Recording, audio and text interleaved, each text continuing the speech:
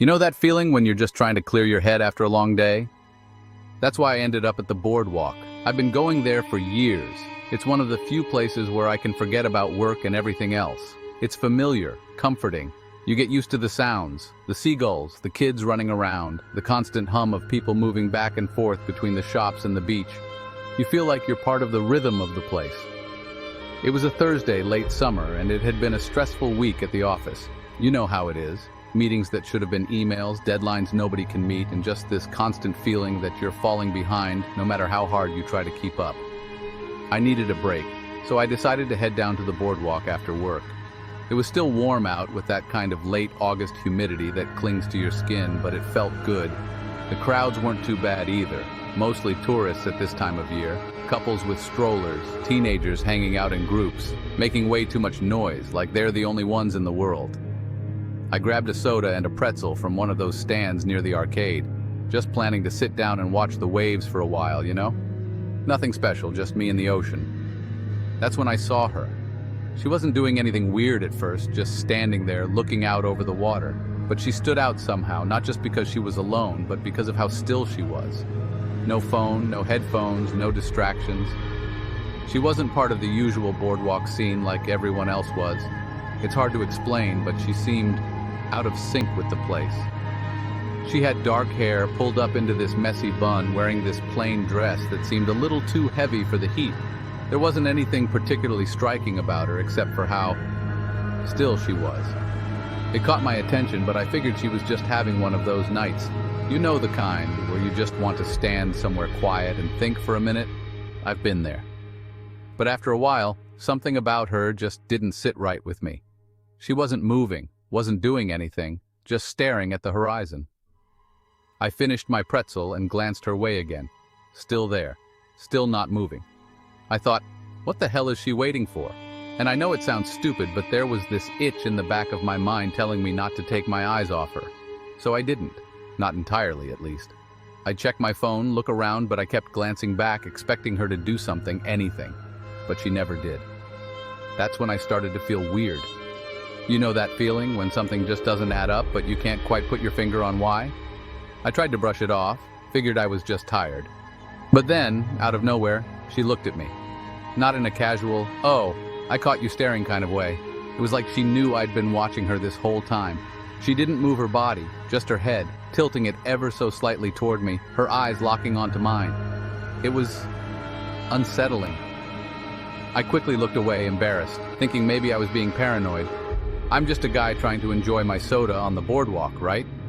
Why was I letting this random stranger get into my head? I figured that was the end of it, but after a few minutes, I couldn't help myself. I had to check again. I turned to see if she was still there, and she was gone. Just like that. Now, the Boardwalk isn't that big. If she had walked away, I would have seen her, or at least seen her in the crowd. But there was no trace of her anywhere. No sign she'd even been there at all. I shook it off, trying to convince myself it wasn't a big deal. Maybe she slipped into one of the shops or just blended into the crowd. But I couldn't get rid of that nagging feeling in my gut. I decided to walk toward the spot where she had been standing, trying to find any sign of her. I don't even know why. It wasn't like I expected to find anything, but something inside me needed to check. When I got there, I noticed something weird. There was a piece of paper on the ground, right where her feet would have been. It wasn't crumpled like trash, it was folded neatly. I'm not the type to pick up random litter off the street, but something about it made me pause. I bent down, grabbed it, and unfolded the paper. There was a single sentence written on it in messy handwriting. "Don't trust him." I froze. Who was this for? And who the hell was him? For a second, I thought maybe it was a prank. Maybe someone saw me watching the woman and thought it'd be funny to mess with me. But this didn't feel like a joke. My hands were shaking, and I felt this weird knot form in my stomach. I glanced around again, scanning the Boardwalk, but I didn't see her. No one even looked like they'd seen me pick up the note. It was just me, standing there with this stupid piece of paper in my hand. I shoved it into my pocket, feeling dumb for letting it get to me. It had to be a prank, right? I tried to forget about it, heading toward the parking lot. But as I made my way back, I saw him. He was leaning against one of the rails near the entrance to the pier, a man in a hoodie. He looked out of place, the hood pulled low over his face even though it was still warm out. And just like the woman, he wasn't moving. just standing there, staring. At first I thought maybe I was being paranoid. I tried not to make eye contact, but something about him was off. My steps slowed, and I glanced back over my shoulder, just for a second. That's when I realized he was watching me. My heart started racing. I don't know what it was, but there was something about the way he looked at me that made me feel like I needed to get out of there, fast. I picked up my pace, blending into the small crowd of people heading toward the exit. I tried to act casual, like nothing was wrong, but I could feel his eyes following me the whole time. I could feel the hair on the back of my neck stand up. When I finally got to my car, I breathed a sigh of relief. I fumbled for my keys, my hands still shaking. But as I unlocked the door, I felt it again. That feeling of being watched. I turned around slowly, and there he was, standing at the edge of the lot, just watching. He didn't move, didn't come any closer, but his eyes, they never left mine. I jumped into my car, started the engine, and sped out of the lot as fast as I could. My heart was pounding the whole way home, and when I finally got there, I checked every window, every door. Nothing. No one had followed me. But when I emptied my pockets that night, I found the note again. Don't trust him. And I couldn't shake the feeling that whoever had left that note, they were trying to warn me.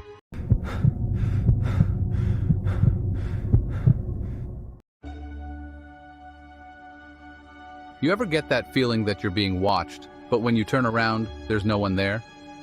I know it sounds cliche, but until last summer, I'd never understood what that actually felt like. Until it happened to me. My name's Matt, by the way. I'm just your average guy, 28, living in a small beach town on the East Coast. I work as an assistant manager at a local grocery store. Nothing glamorous, but it pays the bills. After a long day at work, I like to unwind by heading down to the Boardwalk. It's a few miles from my apartment, and it's where I go when I need to clear my head or just get away from everything. On weekends, the Boardwalk is packed with tourists. Families with kids, teenagers trying to look cool, old couples strolling hand in hand. But during the week, after dark, it's quiet. I've always liked it that way. Just me, the sound of the waves, and the occasional seagull crying overhead. It was one of those nights, late June, around 9 p.m. I had just closed the store after a particularly stressful day, and I was craving some solitude. So I grabbed my hoodie, hopped in my car, and drove down to the Boardwalk. The air was warm, but the kind of sticky, humid warm that makes everything feel heavy. I parked in the usual spot, the lot half empty, and headed toward the pier. The lights from the shops were starting to dim as they shut down for the night, leaving just a few street lamps casting long shadows across the wooden planks. There were a couple of people still wandering around, probably tourists finishing up their evening, but for the most part, the place was deserted. Now, normally, I'd head straight to the end of the pier where there's this old, weathered bench. I like to sit there, watch the waves crash against the rocks below, maybe lose myself in the sound of the ocean for a bit. But that night, something was different. As I was walking down the Boardwalk, I noticed a guy standing by the railing about 50 feet ahead of me. He was just standing there, leaning on the railing, staring out at the water. He looked normal enough, a little scruffy, wearing a gray hoodie with the hood up, hands stuffed in his pockets. But the way he was standing, I don't know. There was something about it that made me uneasy. His posture was too still, too rigid, like he'd been standing there for hours, just waiting for something. I kept my head down and walked past him, giving him plenty of space, but as I did, I could feel his eyes on me. You know that feeling? When you just know someone's watching you? Yeah, that. It sent a chill down my spine, but I told myself I was overthinking it. After all, people stare sometimes, right? I made it to the end of the pier and sat down on the bench, trying to shake off the weird feeling. The ocean was calm that night, the waves lapping gently against the shore, but I couldn't relax. I kept glancing over my shoulder, back toward the Boardwalk, expecting to see the guy still standing there. But when I looked, he was gone. Probably just some guy enjoying the view, I told myself. But that didn't stop my heart from racing. I sat there for another 10 minutes, but the unease wouldn't go away. Every sound, the creak of the pier, the distant hum of traffic, the occasional footstep on the Boardwalk made me jump. Finally, I decided to call it a night. I got up, shoved my hands into my pockets, and started walking back to my car, keeping my head down, trying to ignore the uneasy feeling crawling up my spine. But as I neared the end of the pier, I saw him again. The same guy in the hoodie, standing just off to the side, by one of the darkened shop fronts. He was still watching me, his face partially hidden in the shadow of the hood. This time I couldn't pretend I didn't see him. Our eyes locked for a second, just a second, but it was enough to send my pulse racing. I turned away quickly and picked up my pace, walking faster than before. I could hear my footsteps echoing off the wooden planks, and then, to my horror, I heard another set of footsteps behind me. Slow at first, matching my pace, and then quicker, like whoever it was trying to catch up. I didn't want to turn around, but instinct took over. I glanced back over my shoulder, and there he was, closer now, just a few feet behind me, walking with purpose. His hood was still up, and I couldn't see his face clearly, but I could feel his eyes boring into me. I panicked. I started walking faster, almost jogging, but so did he. His footsteps were louder now, heavier, and my heart was pounding so hard I thought it might burst out of my chest. I couldn't understand it. What did he want? Why was he following me? The parking lot was just ahead, but it felt like miles away. My car was the only one left in the lot, and I fumbled for my keys as I approached it, my hands shaking so badly I almost dropped them.